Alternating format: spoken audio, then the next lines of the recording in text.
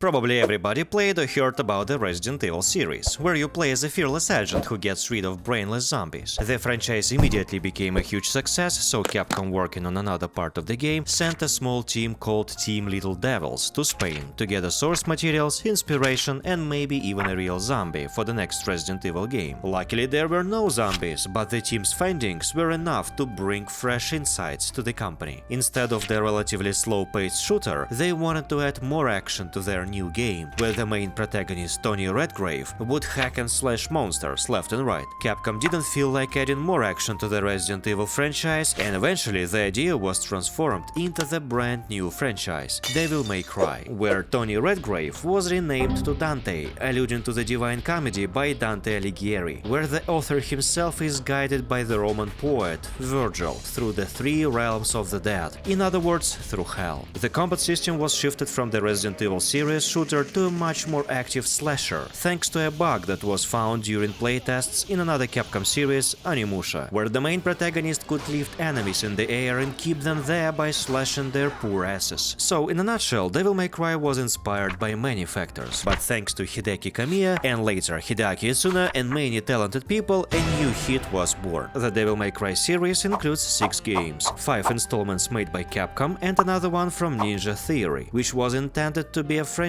reboot. It didn't meet the expectations of Capcom, so the idea died right there like a stinky zombie in a dark alley. And I liked it anyway. Delicious. Chronologically, everything kicks off from the 3rd game, and that's what the video is about. Surprise, surprise. I hope you didn't forget to subscribe to my channel before we get started. In a world where demons and angels are pretty much real, two twin brothers Dante and Virgil have been constantly fighting for different reasons. Virgil's been looking for more power and is ready to sacrifice anything it takes, whereas Dante is fighting for money to pay the bills and buy as much pizza as he can. That's why Dante opened his demon hunting agency /shop/creep/shithole, where he takes any job from saving a cat from a demon tree to rescuing a lady from a huge tower full of demons. Unlike any other human being who doesn't have enough motivation to fight with demons for respect, fun or sheer joy of it, Dante is the exact opposite. As well as Virgil, he is a Nephilim, who is a half-human, half-demon, unkillable exorcism enjoyer. So he does his job for laughs. Let's rock!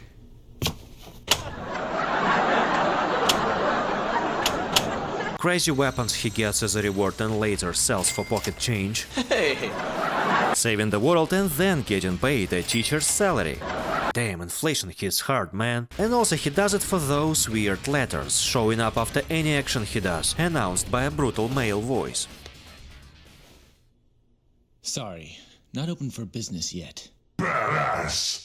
One day, working hard on a case of looking through his favorite Playboy magazines, a mysterious scarred man enters his personal space. The bald man from the brothers has taken yet another job. This time, his name is Arkham. He sends an invitation from Virgil and flips Dante's table into the air, immediately disappearing. The invitation is supposed to be for a birthday party of demons from hell, where they're having fun in strip clubs and screaming under your windows when you're trying to sleep after a hard day at work. Dante gets the message and joins the party. Outside his shop, the party members are already waiting for him. The first demons in black robes are called the Pride. They are weak and slow, the most suitable guys to warm up. The red ones are the last, and I hate them the most because of their agile lunges. And you've guessed it right, they represent the 7 deadly sins and are dressed to kill. So their moveset and appearance depend on the circle they've come from. One of them is bigger and stronger, a boss who wants to be the death lookalike. And the battle with him is pretty epic, especially when you can deflect his size slashes repeatedly until he has enough and breaks through your counter-strike. Global offensive. The city rumbles and splits in two. Based on the outskirts, the game takes place somewhere in Las Vegas, but without gambling and with demons. That's exactly my first impression of Las Vegas if you go there without money. A glorious tower, Tammany grew, which is a portal to the demon world, was raised and activated by Virgil and Arkham, who are waiting at the top. Arkham, where?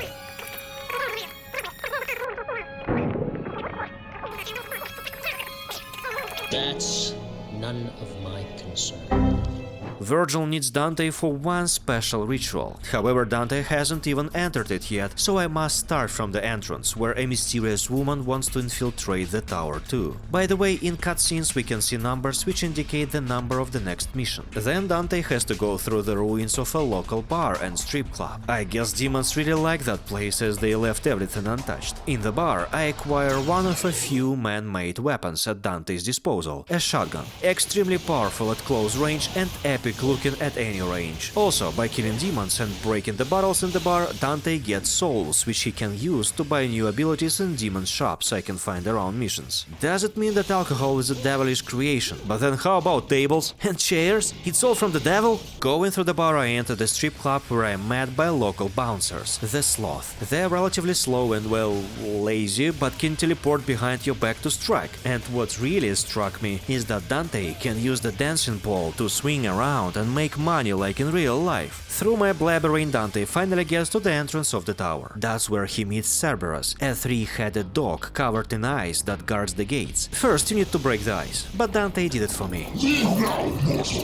The likes of you are forbidden in this land! You are powerless, are not worthy to set foot here! Wow. I've never seen a talking mutt before. You know, in a dog show, you'd definitely take first place.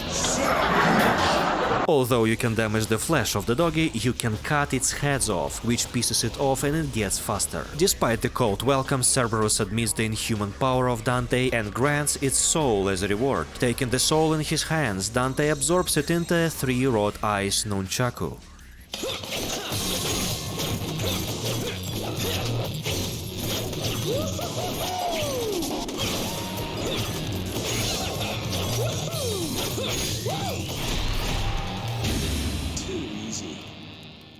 The lady on the bike finally catches up with Dante. Though she doesn't say anything, she shows how she feels about him with her rocket launcher.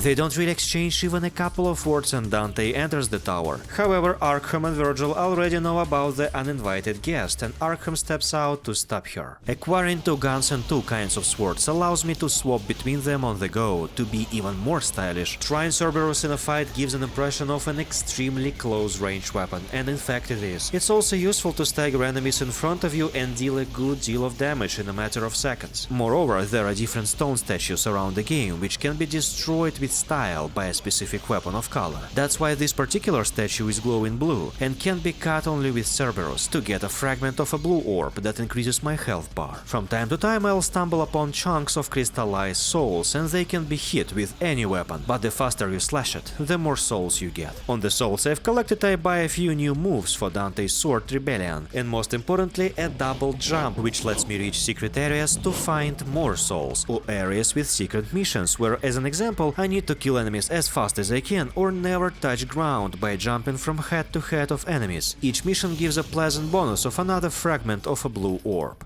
Going deeper and looking for answers, I face a centipede that flies between holes in the walls. You can kill it by simply jumping on its back and slashing its carapace, exposing weak spots with Cerberus. It's considered to be a boss, but you don't get anything by killing it, except the local currency which only Dante can use and see. Damn, inflation hits even harder now, only imaginary money left. Although the tower was built by devil worshippers, the architecture of it is incomprehensible and inhumane, and is blocking every way possible to reach the roof. So Dante needs to find something to make obstacles move. One such device is resting in plain sight. Dante takes it without a second thought and the mechanism shuts the door tight. Nothing he tries to open the door works. Feeling like an unkillable mouse with guns in a trap, another prominent character shows up to save the day. His name is Jester, and he explains the rules of the game. In order to open the door, you need to apply a little something to it first. Do you know what that is, kid? Or is that too difficult for you? Get to the point, or you want to keep on dancing? The smart mouth is definitely witty, but don't let your guard down with his little help. Fancy clothes or yellow teeth or... yeah, you've guessed it already, he's pretty much evil.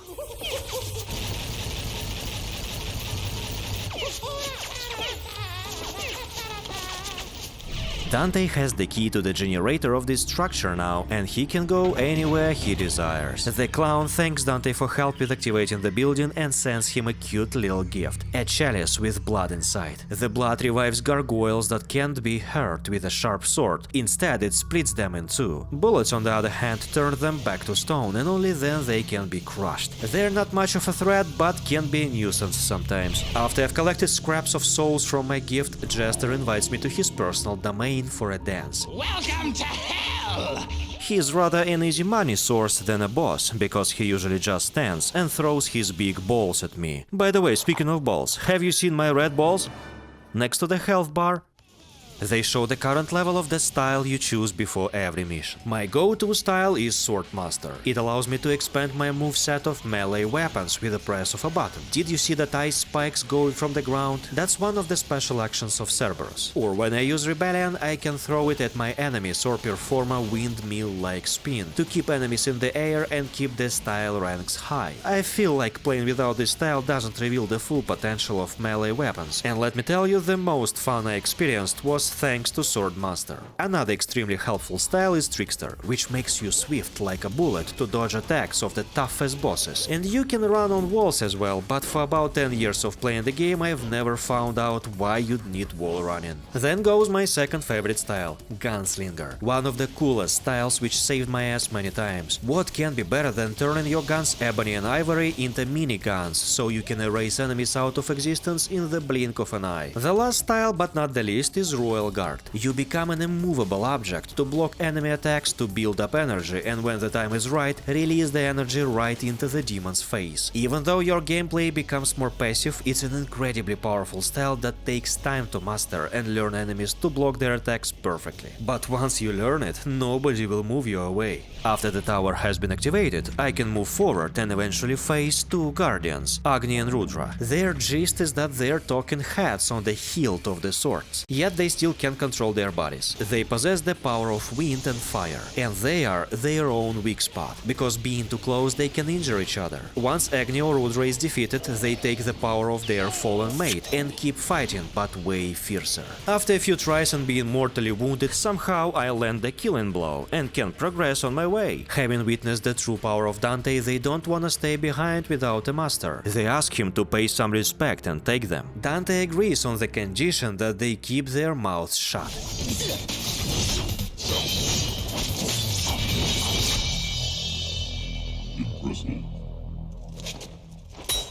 No talking. In my possession, these swords are usually never kept, because I personally choose Rebellion over them. The lady is not wasting her time either. She proves to pity demons she can hold her own, and quite successfully.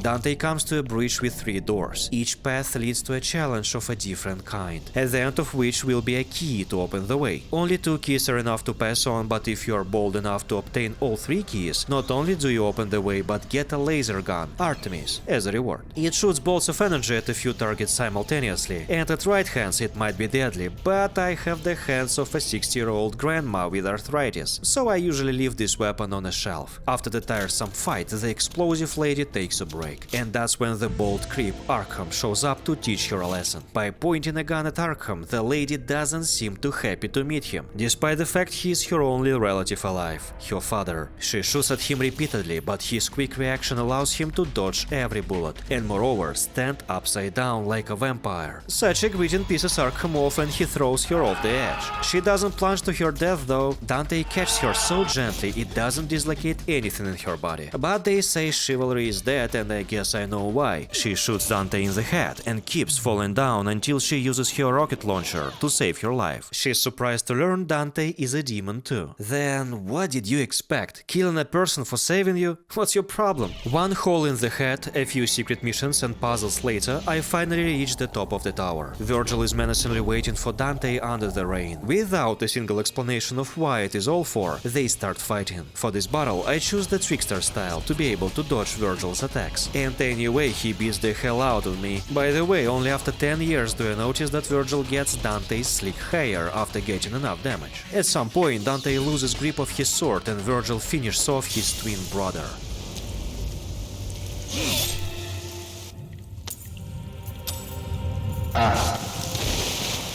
Virgil takes the amulet Dante's been keeping all that time. The amulet that belongs to their demon father, Sparta. Dante is still breathing though, and Virgil penetrates him with rebellion one last time until Dante falls unconscious. Arkham and Virgil need two of these amulets, one from Virgil and another one from Dante, to open the gates to the demon world, which once were sealed by their father Sparta, when hell ruled over the world of humans. Then Sparta fell in love with the human woman Eva, the mother of the twin brothers. He decided to stop the tyranny of demons and sealed all the gates around the world. But human bigots who were looking for more power built Teminigru as a gate to the demon world. Now, when Virgil and Arkham have the amulets, they're a step closer to fulfilling their plans. Dante's last attempts to stop them are to no avail, as he runs out of demon juice. However, when rebellion penetrated his body, it awakened the devil trigger inside Dante. And not only he's got stronger now, but he can transform into his demon form as well.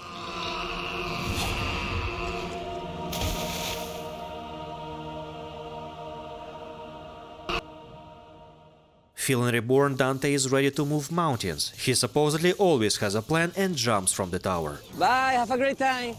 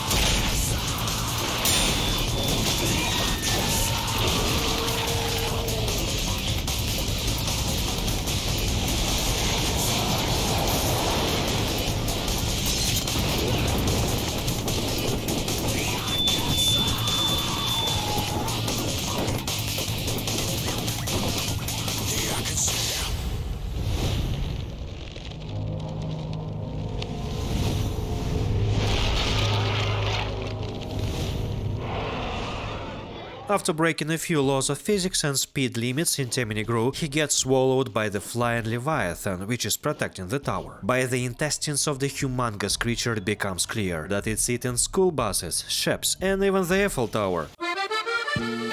There are toxic puddles everywhere, which slowly damage Dante, and the centipedes inside its stomach. If this doesn't convince you to check yourself for parasites, I don't know what else will. Dante is not a cop, but the only way to stop the creature once and for all is through a cardiac arrest inside the monster. Of course, the heart is not stupid, and it can protect itself with lasers and endlessly spawning demons. But I simply care for the animals in danger, so Greenpeace can leave me alone. That poor animal dies, you say? Well, it must be stopped, otherwise it will consume Las Vegas entirely, and it will be Las Vegas, because there will be nothing to rebuild. Got it? Got it? The Leviathan conveniently falls somewhere near the tower, where the lady is aimlessly walking around. Dante cuts the eye of the monster and jumps out of it. He clearly holds a grudge against the lady, who is standing behind him and doesn't notice her presence. Yet she stops him. Before the lady asks anything, Dante flips the script and asks for her name instead. She answers that she doesn't have a name, so they both agree on calling her Lady. Phew, thanks, since now when mentioning her, I can save a second on not saying articles and finally get a alive. Dante leaves Lady alone and follows directions the clown left for him. Damn, he has a name, Jester. Those articles are leaving me less time to live, man. And also these spiders, they constantly block your attacks and taking their time to strike back. And don't get me started on their sturdiness. Now I officially have no idea where I am at. Is it still Teminigru or Australia? Well, because caves and waterfalls and the size of these insects are quite familiar, you know? Anyway, I acquired another human-made gun called Spiral. It's a large caliber rifle that penetrates all enemies standing in the bullet's way. Moreover, by using Gunslinger it ricochets and becomes the best weapon in close quarters. Actually, this area is rich in weapons and soon I'll acquire one of the most creative weapons in gaming history. I enter a private chamber of one hot vampire, Nivan. Probably she's rather cold than hot. I mean, she's sexy and flirty. Damn, I mean, I've never had a woman in my life before. Scratch that. Dante and Ivan exchange a few lovely words and Dante challenged her for a fight. She can control bats in my camera. With bats she protects her body, and with the camera she gives me mini strokes. After repeatedly shooting at her, she gets exposed to melee attacks, but taking too much time touching her grass exposes me to her attacks as well. Beating her with one hand while pulling my devil trigger guarantees me a satisfying defeat, yet I manage to win. As Dante is holding her in his hands, she doesn't lose a chance to get Dante one last time. A shot in her stomach convinces her to help him. Nivan sacrifices her soul to Dante, and he obtains an electric demon guitar / scythe as a result.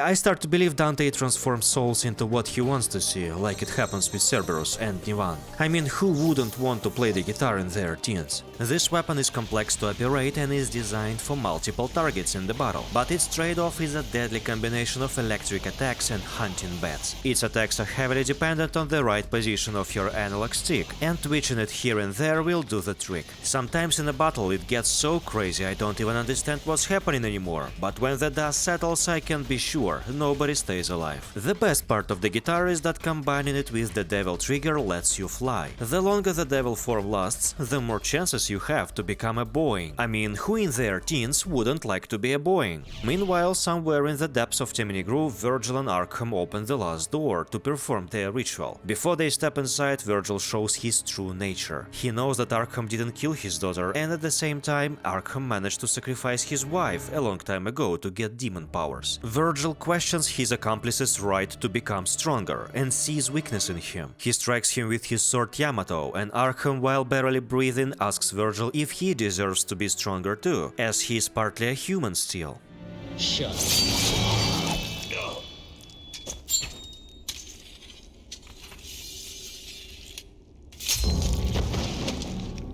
Now that the final door is open, I have no use for you.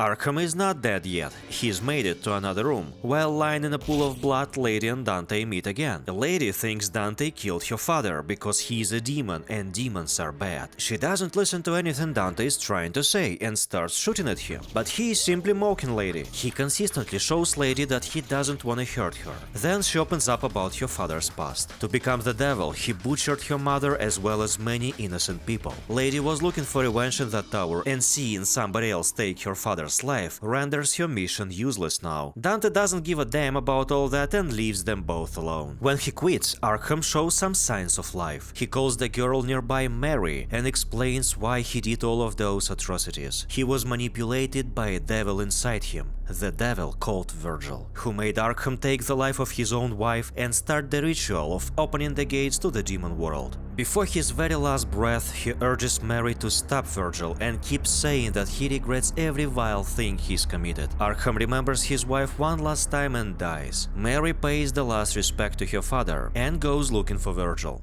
By jumping on a cart, Dante is getting closer and closer to Virgil every second. The only obstacle that is standing between the brothers is Beowulf, a one-eyed beast comprised of various parts of animals. Beowulf is looking for Sparta's head, for sealing the beast inside this tower for 2000 years. It says any offspring will do. Beowulf's kicks and punches are explosive and the skin is thick. It feels like I use toy weapons because I do hardly any damage, until I find its weak spot, which is its head. But do not think that it simplifies anything. Being in the air makes me less flexible, so Beowulf can land his punches easily. After 20-something tries, I deal with the creature, but it's not finished yet. Before Dante throws his sword at Beowulf, the beast cartoonishly smacks Dante to the floor. The demon loses his last eye though and flees from the arena. Besides humiliation, I've been fighting for an artifact that opens the next passage. The artifact comes with a catch. It sucks Dante's soul in return for the demon power. Jester conveniently shows up out of nowhere to explain the purpose of Teminigru and speaks about Virgil, who is spilling his blood as they speak to open the gates. Despite the fact that I can experience the demon form at its fullest potential, as the artifact permanently activates the devil trigger, it relentlessly drains Dante's health. I must hurry because the only way I can recover my health is by killing demons that give me green orbs. When I finally reach the destination point, the artifact launches itself into the right hole, and Dante can move forward. New opened way leads him to the bridge where he must face a burning horse, Geryon, which pulls a metal hearse. The first stage takes place on the bridge, where I can learn the boss a little. It's definitely not worth hitting it head on, but instead better jump on its back. The bridge breaks under heavy weight of a few tons of bullets inside the steed, and they both fall down to the arena. That's where Geryon shows its true power. As it's already been difficult to get close to the boss, it starts launching napalm at you, and when you finally manage to jump on its back or the carriage, it sets itself on fire and takes away 2 bars of health out of 10. And that's not it. As the cherry on top, when you show your dominance, the horse stops time around you and runs away. I stylishly finish the battle with Nivan, and Geryon bows before me, or at least I want to believe it does. It finally gives up and gives away its soul. The soul which holds the power of time. It can stop time around Dante and give him some room for maneuver.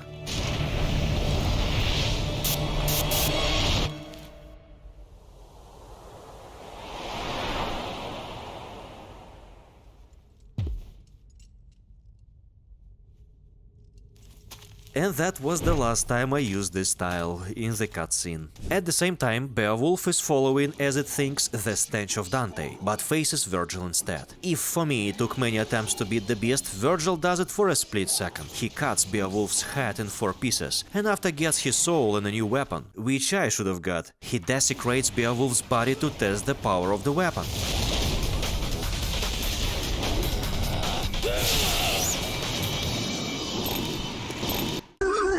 Dante keeps following Virgil's track too. If you thought that the bosses were the most embarrassing things for me on my way, then they were not. This statue was. It took me a good 2 minutes to break it with Nivan, because it demands a high stylish rank. As the tower feels like living and breathing, it changes its ways, and the easy stroll turns into a maze. But nothing stops me from taking Beowulf's soul from Virgil's hands. Virgil is sitting in his room, confused as to why nothing works to open the gates. He has 2 amulets in his blood, but it's not enough. Then Dante enters the show to teach him a lesson. Virgil would never say no to a good old punch fest with Dante. Surprisingly, Virgil gets more and more predictable with his attacks. Although he can use his devil trigger and Beowulf both, I beat the shit out of him on the first try. While Dante and Virgil keep fighting, Mary joins the scene to spill some blood. She is still convinced Virgil manipulated her father, but she is a human and is not capable of noticing twins' movements. She tries to sucker punch Virgil with her bazooka, and even being weakened and wounded, Virgil easily reads her like a book. Mary falls to the ground, shocked by his strength, and that's when the last actor joins the play, Jester. He reveals his true intentions. He wanted to lead those 3 to this specific room safe and sound, because he needed two amulet's keys, the blood of Sparta, and an innocent girl whose blood is the same as the blood of the woman he once sacrificed, of his wife. Arkham was playing this foolish game of dressing up as a clown to disguise himself and help everybody on their mission. Then he needed to weaken Dante and Virgil both because they, being in tip-top condition, would be much of a threat to Arkham's quest to be the only one who would ascend to the demon heaven he's been dreaming about. In other words, he came up with his plan a long time ago when he sacrificed his wife for the demon powers. Knowing about Teminigru, the ritual, Virgil's hunger for power, and Dante's endless righteousness, which would kick in to stop his brother no matter what, he knew there was no better recipe to become a new god. He slashes Mary's leg with her own weapon and spills the blood to start the final stage of the ritual. Everything has aligned as he planned. With one slick trick up his sleeve, he throws down all three from the pedestal. Teminigru moves even further up to the sky. Seeing all of this, Mary feels responsible for this mess because she believes she could stop him before, which is doubtful. On top of it, she still doesn't trust Dante, who repeatedly saved her, calling him a demon who wouldn't understand what family ties mean. I don't even listen to her and start playing Ivan for fun. Virgil fell somewhere down below the tower, but before leaving, he left a little present for his brother: Beowulf gauntlets and greaves. Oh boy, is this weapon lethal! And not only that, being picked, it's always visible on Dante. After getting Beowulf, I actually never needed any other weapon because of how powerful and easy to use it is. It's slow, yes, but so irritating if I was in enemy's shoes. Every punch moves you a little bit further, which helps to avoid enemy attacks. Then you can hold down any punch or kick throughout your combo to amplify the strength of the hit. Why would I need anything else when I have a little bit of everything at once? The tower is completely transformed. Thinking that I'm running in circles, I come down to the very bottom of the tower, where I've started. However, Dante doesn't think so and uses every opportunity he has to get back to the top, once again.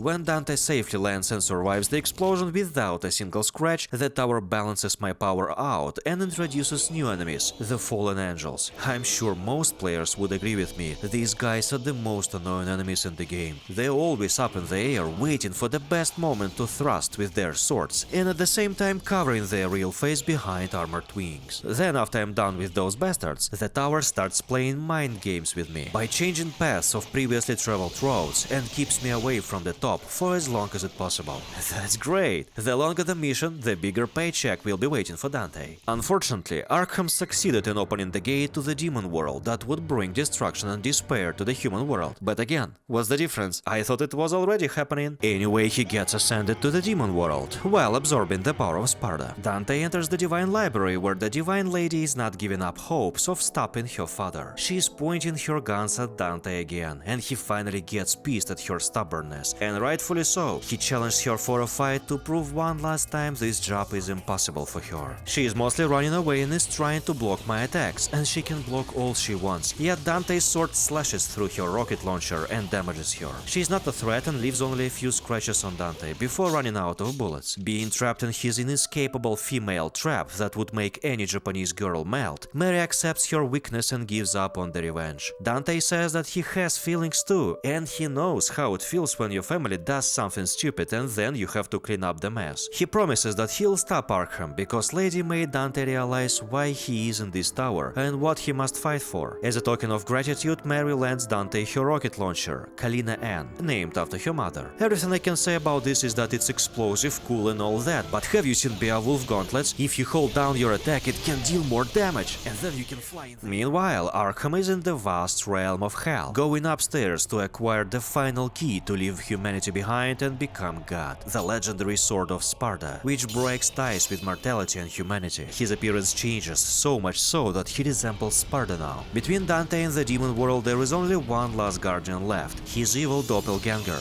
I mean literally, it's not Virgil. Dante must face himself and his own taunts against him. The only weakness of the doppelganger is those lights that expose the true form of the demon and make him vulnerable to attacks. What can I say? Opening the light projectors make the fight a little bit tedious and kinda simple at the same time. After a short fight, the doppelganger merges with Dante and grants him a new style, Doppelganger. By consuming the devil trigger energy you can summon your copy to fight on your side, which repeats the same actions which you do. But do you know what makes this style truly special? Is that another player can plug in a gamepad and play for the doppelganger as a separate player. You would say that it only lasts for a few seconds, and you are right, but if you go through 7 circles of hell and complete the game a few times on higher difficulties, you'll get new costumes for Dante. Then after finishing the game on Dante Must Die mode, you'll get a costume of super legendary Dark Knight Dante with unlimited devil trigger to play with your friend at all times. Is it worth it though? Hell no. The doppelganger is under my command now and I can enter hell. No surprise people wanted to open the portal here. Look how clean and tidy it is. I guess it was cheaper and faster to build a tower and relocate to hell than clean Las Vegas. The path that is forming from stones leads me to the portal, which looks very much like Dante's amulet. There I need to play a game of chess with living chessmen. I would say it's simple, but the chess pieces are cheating, bishops are healing, knights are jumping anywhere they want, and king is going nuclear. I wish Magnus Carlsen was here. The next challenge is literally a boss rush. I need to kill all of them one by one. Thanks to a local architect, he placed the shop statue to buy some stars and heal myself. God save his soul. I actually like this challenge. I can test my might and weapons on previous enemies and see if my skill has got better. Then after fighting in a house of mirrors where only glowing mirrors can harm the demons around, I enter the final area with the pool of calm. I can tell how happy Arkham is. He tries to stab Dante first, but the son of real Sparta nonchalantly deflects it. Arkham is showing off his new powers, but then the demon energy overfills him and he turns into a jelly cum blob. Dude, my father wasn't so hideous. Years of dedication and murder for this. Dante is fed up with all this and simply wants to finish the job. Arkham is neither tricky to fight with nor deals much damage. Instead, he is very tough and from time to time drowns in a pool of souls and summons cum worms. These pesky creatures, besides producing weird ticking sounds, are fast and plenty. At first I couldn't find the right way to get rid of them, but then I learned that simple shooting with ebony and ivory helps the best. When Arkham's health is halved, Virgil gets back from his vacation. He gives Dante a hand in the fight because he needs his father's sword to reach the peak of power. We have a limited truce for now. Virgil can come to my aid at any time by a press of a button. It's cool that Virgil is on my side with his special ass-kicking style, but I can't use the devil trigger. Arkham was simple enough to beat him on my own, but with Virgil, who calls him next to me, it's a piece of cake. Virgil and Dante penetrate the Sparta wannabe and exchange their weapons. Just for a few seconds, Dante uses Yamato, something I've been dreaming of using the whole game, and my dream will come true soon. They finish Arkham off with a special trick they used to do before. Jackpot. And he drops Sparta's sword and 2 amulets. Virgil thinks faster and runs after it, jumping into a hole that sucks Dante and Virgil inside. Meanwhile, Mary made it to the top of the tower. She finally finds what she is looking for, because her father is falling down from hell. I have no idea how, but he's still breathing. Mary is pointing her gun at him, and Arkham starts looking for excuses to save his miserable life. He questions Mary about what he did wrong. He simply killed one pathetic human being to become a god. Help me, Mary. Mary has heard enough. She tells her father to never call her Mary again because she died a long time ago and Lady has been born. Goodbye, Father. No!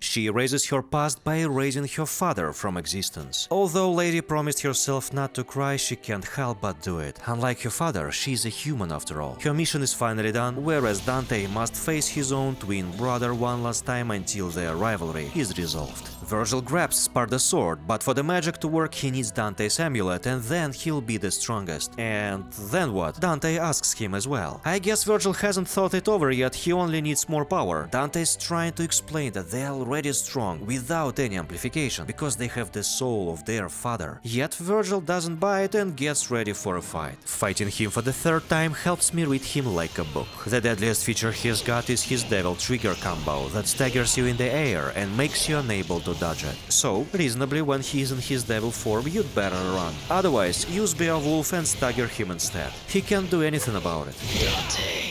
Virgil is defeated. Obviously, he can't believe it, and as the amulets have been separated, the gate to the human world is closing. They need to get out fast. Before that, Virgil one last time is trying to take the victory. After being proven many times in a row that he cannot win, he decides to stay in the demon world. After all, it was their father's home. He lifts Sparta's sword to Dante and takes his amulet back, as it belongs only to him. He takes a step back to fall into the dark void, while Dante is trying to save him. Virgil refuses his help by slashing Dante's palm.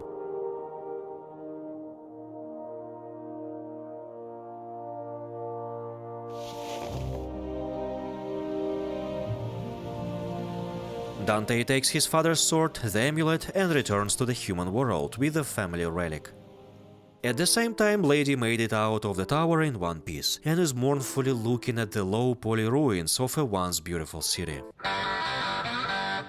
Dante comes closer to give her rocket launcher back and then sheds a tear. Maybe because he lost his twin brother, or maybe because Lady survived, so he has to return the weapon instead of selling it for real money. Anyway, they come up with the name for his shop: Devil May Cry. Before well-deserved rest, they have one more job to finish. I'm fighting alongside Lady while looking at the titles. One thing that always makes me chuckle is that Japanese developers are crazy about goofy nicknames like this. Also, you've probably noticed that number that keeps counting how many demons we've killed. If you reach the number 100, you'll see the real ending that makes everything complete. Dante repaired his agency and changed the haircut and the outfit to more canonical ones. He is an unofficial demon hunter now, as well as Lady, who is working around the world, hunting demons and their acolytes at the same time. Meanwhile, Virgil, being heavily injured, takes a run at the godlike Prince of Darkness, Mundus. Virgil firmly believes if his father could beat Mundus' ass, he'll do it too.